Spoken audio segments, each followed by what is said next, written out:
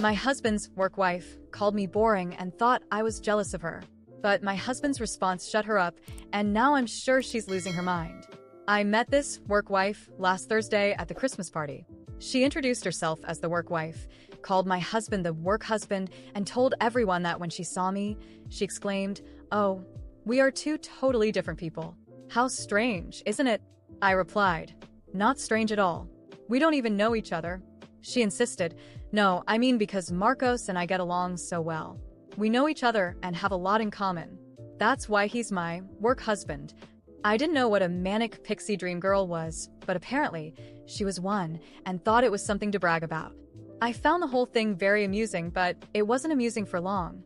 On our way home, I started feeling uneasy, looking at my husband's profile, wondering what was going on in his head. He had already told me about his new coworker he got along with. He said she was great at her job and also a gamer like him. I don't even know how to hold a gaming controller properly. In fact, I'm not even sure if they still call it a controller nowadays. I knew they texted often, even on weekends, but I had never given it much thought. Until at 3:30 a.m., I sat on the toilet, in complete silence, so I wouldn't wake him, scrolling through his phone. She really is youthful and quirky. Her words, not mine. She is also very funny. Again, her words, not mine. In almost every message, she called him husband or work hubby. In one message, she warned him that men fall for her easily and said she just wanted to give him a heads up. I guess it's because she's that youthful, quirky, funny, manic pixie dream girl gamer. Her last message was from that same evening after we left the party. She wrote that she was annoyed he didn't say goodbye before leaving and commented that I surprised her because she didn't expect him to have this type of woman as a wife. I couldn't sleep that night.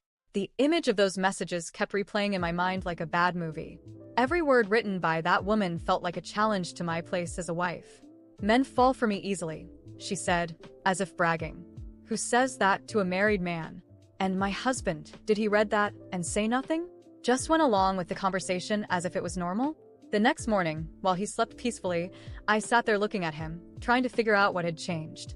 Did he know he was hurting me? Did he think this was harmless? I didn't know, but the weight of it all was so overwhelming that I decided I needed to address it. I'm not the kind of person who accepts being disrespected. When he woke up, I was in the kitchen making coffee. I pretended everything was normal, even though I was a ball of nerves. He walked in, kissed me on the forehead, and started talking about his day. I just listened, waiting for the right moment. Then out of nowhere, I asked, "Do you think it's normal for your coworker to call you her work husband?" He stopped, visibly surprised, then laughed like it was a joke. Oh, that? "It's just a joke. She's like that with everyone." "Everyone?" I asked, looking directly at him. "Does she call other men her husband and send texts saying they need to be careful because they might fall for her?" His smile vanished. He realized I knew more than he wanted me to. "You went through my phone?" he asked, now defensive. I did. "And I don't regret it. Because while I've been here trusting you, that woman has clearly been testing boundaries. And worse, you've been letting her." He tried to argue, saying it was nothing serious, that the messages were harmless. But I couldn't listen anymore. Something inside me snapped. "Harmless? You don't see the problem here? She's literally flirting with you while knowing you're married. And instead of setting boundaries, you've been encouraging it. Replying to her texts like this is all normal. Do you think this is respectful to me? To our marriage?" He went silent. For the first time, he didn't have an immediate answer. And that only made me angrier. I stood up, my voice shaking with rage. "Do you know what's sadder, Marcos? It's not even that she's trying something. It's that you didn't defend me. That you didn't shut this down from the start. Because if the roles were reversed and I were getting messages like that from a male coworker, you'd lose your mind." He tried to justify himself, saying it wasn't a big deal and that I was overreacting, but I knew this was deeper than he wanted to admit. It was about respect, about loyalty. And at that moment, I realized I couldn't just let this slide. I decided I needed to act. If he didn't have the courage to set boundaries, I would. I grabbed my phone and looked up her number. He tried to stop me, but I was determined. "If you won't handle this, I will." When she answered, her voice sounded sweet and casual, as if expecting a friendly conversation. "Hi, this is Marcos's wife. I want to make something very clear to you. I know what you're doing, and it stops now. You might think it's funny or charming to play work wife, but let me explain something to you. My husband already has a wife, and that person is me. She tried to defend herself, saying it was just a joke, but I cut her off. A joke? Then stop joking with things that aren't yours. Stop texting him on weekends. Stop calling him husband. And most importantly, stop acting like you're more important than you are. Because let me tell you, you're not. I hung up before she could respond. My husband just stood there, stunned, not knowing what to say. But I wasn't done. Marcos, I want you to choose. Because for me, this isn't negotiable. Either you completely shut down anything that crosses the line or I'm out. I'm not going to stay in a marriage where I have to compete with a work wife or anyone else. Decide now.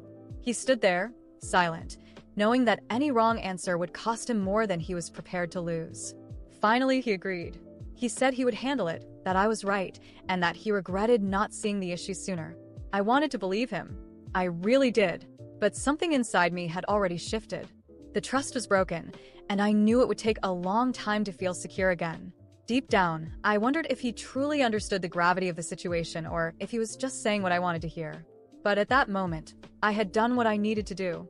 And if he couldn't respect that, I was already ready to move on. Because one thing became very clear to me: I would never again allow myself to be treated like a second option in anyone's life. I wanted to believe him. As difficult as it was, I needed to trust his word. When he left for work that morning, he promised me he would handle everything. He said that by the time he got home, it would all be resolved and I'd never have to worry about that woman again. His tone seemed sincere, and despite my doubts, I decided to give him the benefit of the doubt. I spent the day trying to distract myself, but the anxiety gnawed at me. Doubts crept in with every passing minute, leaving me restless. Would he really do what he promised? Or was he just trying to calm the situation, so I'd let it go? These thoughts stayed with me all day as I waited for him to come home. When he finally arrived, he seemed calm, even relieved. He kissed me on the forehead and said, "It's all sorted. You don't need to worry about it anymore." His eyes met mine with a seriousness that used to reassure me, and for a moment, I let my guard down. Maybe, just maybe, he was telling the truth. He took a shower, had dinner with me, and acted as if nothing had happened. As much as the doubt lingered in the back of my mind, I decided trusting him was the right thing to do. At least for now. But the peace didn't last long. Later that night, while he was in the bedroom, my phone buzzed. It was a message. When I opened it, my blood turned to ice. It was a video from an unknown number. At first, I hesitated, but something inside me urged me to press play. As the video began, my heart sank. There she was, the so-called work wife, recording herself at what was clearly their office. And then, out of nowhere, my husband appeared in the frame. They seemed to be talking, with her looking insistent about something. Before I could fully process what was happening, she stepped forward and kissed him. It wasn't just a quick peck, it was a long, lingering kiss, like a dramatic farewell. For a moment, he seemed to hesitate, but then he kissed her back. It felt like someone had pulled the ground out from under me. I sat there, frozen, watching the video as my trust shattered into pieces. My hands trembled, my chest tightened, and the tears started falling before I could stop them. I walked to the bedroom where he was, holding the phone with the video still open. He looked at me, confused by the expression on my face, but when I held the phone out to him, his confusion quickly turned to panic. He grabbed it, and as he watched the video, his reaction was a mix of shock and guilt. This isn't what it looks like," he stammered, his voice breaking. I laughed bitterly, a sound filled with pain. "It's not what it looks like. It's right there in front of me.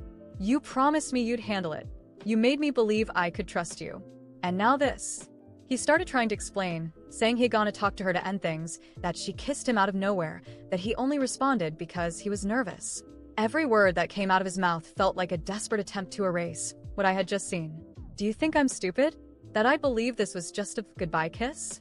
My voice was filled with a rage I didn't even know I had inside me. "You promised. You looked me in the eyes and said it was over, but all you've done is trample on my dignity." He tried to approach me, but I stepped back. The pain was unbearable, overwhelming. I was shattered. My marriage, my trust, everything felt like it had been a facade. I could barely look at him, but at the same time, I needed answers. "Why did you do this?" I asked, my voice now a whisper filled with tears.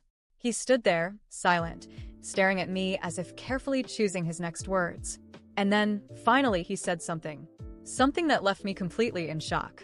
I was devastated, tears streaming uncontrollably down my face as he stood there, trying to justify the unjustifiable. When I finally gathered the strength to speak, my voice was shaky but laced with anger and pain. How dare you tell me this is nothing, Marcos? I saw the video. The two of you kissing like a couple in love. And now you expect me to believe it was just a goodbye. He raised his hands in a gesture of surrender, as if trying to calm the situation. That's exactly what it was, a goodbye. I went there to end it all just like I promised you. She got emotional, insisted, and I didn't know how to react in the moment. But it doesn't mean anything to me. She doesn't mean anything.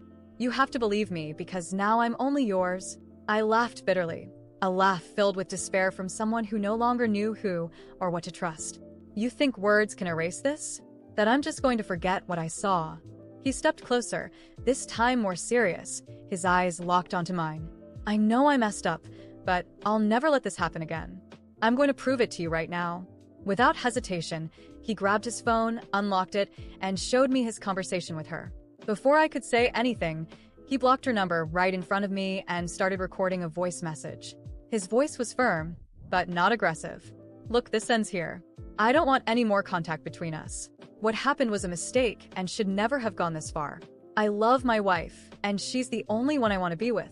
Please respect that and don't reach out to me again. When he finished, he sent the message and set the phone down, looking at me as if waiting for my reaction. I was in shock at his actions, but even so, it didn't feel like enough. I grabbed my own phone, driven by a mix of anger and determination, and decided she needed to hear from me too. I recorded my message without hesitation. You think you can just walk in and destroy my marriage, don't you? Because that's exactly what you tried to do. But let me tell you something, he's my man. Always has been, always will be. No matter what you do, you'll never be more than a jealous woman who doesn't know how to respect boundaries. Marcos is perfect, and now he's only mine. So keep your eyes off him and move on because your part in this story is over. I sent the message and set my phone aside, taking a deep breath as though I'd just emerged from battle. He looked at me with a mixture of relief and guilt, but this time, he didn't try to justify anything else. He simply held my hands, his gaze steady on mine. I love you, and I'll never let anything or anyone put our marriage at risk again.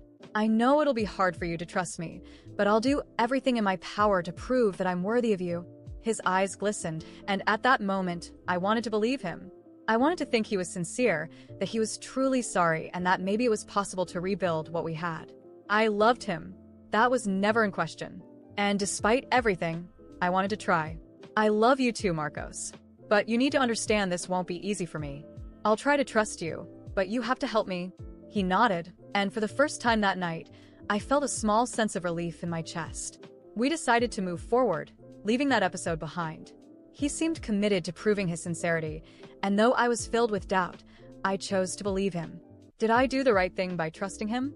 After that tumultuous night, I still felt uneasy.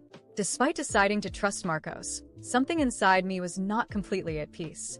I decided to confide in some friends, people I had always trusted, hoping they would support me and validate my decision. After all, I needed to hear from others that I wasn't making a mistake. When I told them everything, the video, Marcos's promise, the audio he sent her, the silence in the group was almost deafening. Until one of them, Clara, finally spoke. Friend, I have to be honest. It's absurd that you're staying with him after this. He cheated on you, lied to you, and now he's trying to fix things like nothing ever happened. I can't understand why you're still with him. The others agreed. One by one, they started saying I deserved better, that Marcos wasn't trustworthy, and that they should never have let me marry him. That deeply bothered me. Why were they so against him? Why did they seem so eager for me to leave him?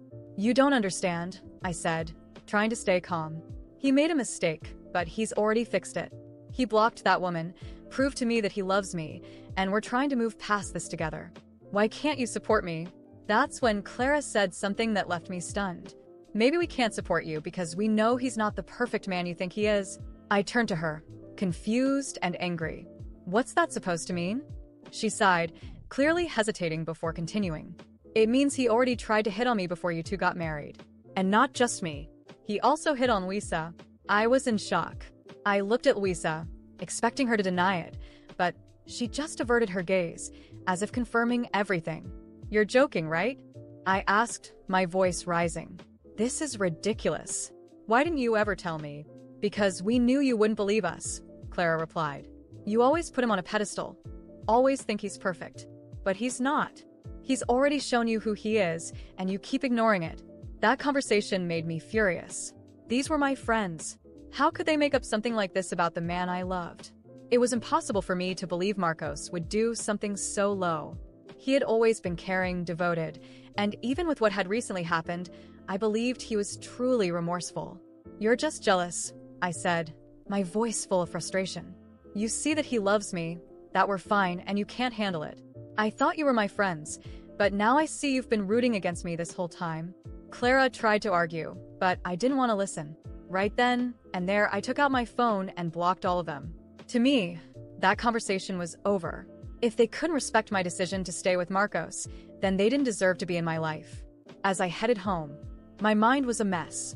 Part of me felt betrayed by them. Why would they make up something like that? And why now, just as I was trying to repair my marriage? Another part of me, however, couldn't ignore the tiny doubt they had planted in my mind. But I chose to silence it. When I got home, Marcos was waiting for me, smiling as if nothing had happened. And in that moment, I decided to bury it all. I loved him, I trusted him, and I believed that together we were stronger than anything trying to tear us apart.